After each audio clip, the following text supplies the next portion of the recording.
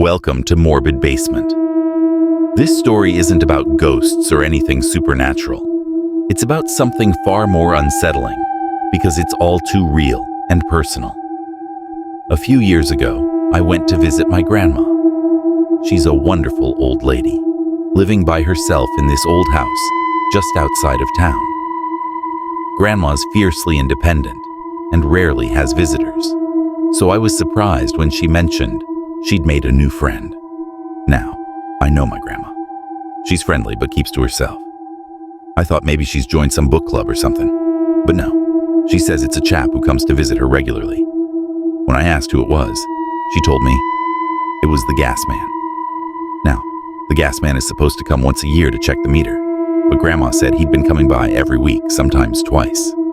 Said he'd pop in for a cup of tea, chat about his day, and help around the house. I thought this was odd. Who's ever heard of a gas man doing housework? But Grandma seemed happy, so I didn't think too much of it at first. The next week, I decided to stick around when he was due for his visit. Sure enough, the gas man turned up. He was in his late 50s, with a greasy smile and eyes that didn't quite match his cheery demeanor. He greeted Grandma warmly, but when he saw me, his smile faltered for just a second. I stayed out of the way, pretending to read a book in the living room, but I couldn't help but listen in on their conversation. At first, it was just small talk.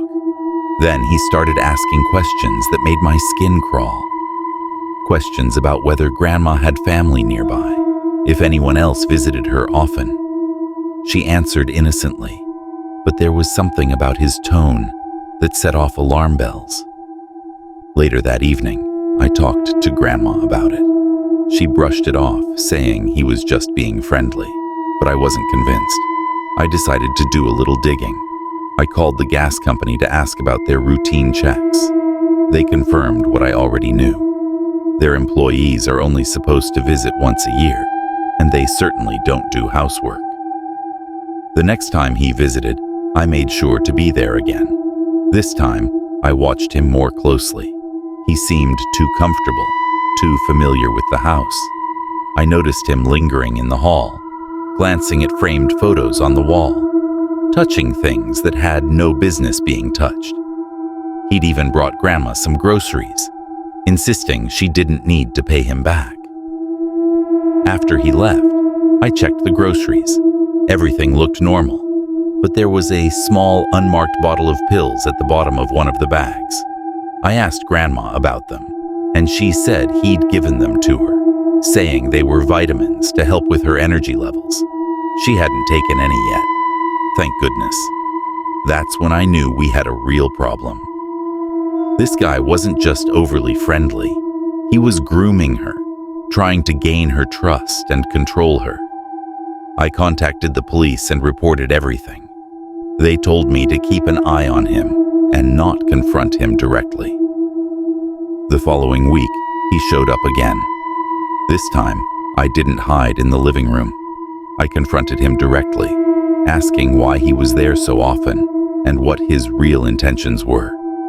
He tried to laugh it off, but there was a coldness in his eyes. He made some excuse about just wanting to help, but I could see he was rattled. That night, I stayed over at Grandma's, just in case. Around midnight, I heard a noise outside. I looked out the window and saw him lurking near the back door, trying to peer inside. I called the police immediately, and they caught him before he could slip away. Turns out, he'd been doing this to other elderly women in the area, befriending them, gaining their trust, and then manipulating them for money, and who knows what else. They found all sorts of things in his van, personal items from his other victims, documents, and even more bottles of those so-called vitamins. Grandma was shaken, but relieved. The police took it from there, and he was eventually convicted. But the whole experience left a lasting mark. It's a stark reminder that sometimes the real monsters aren't hiding under your bed.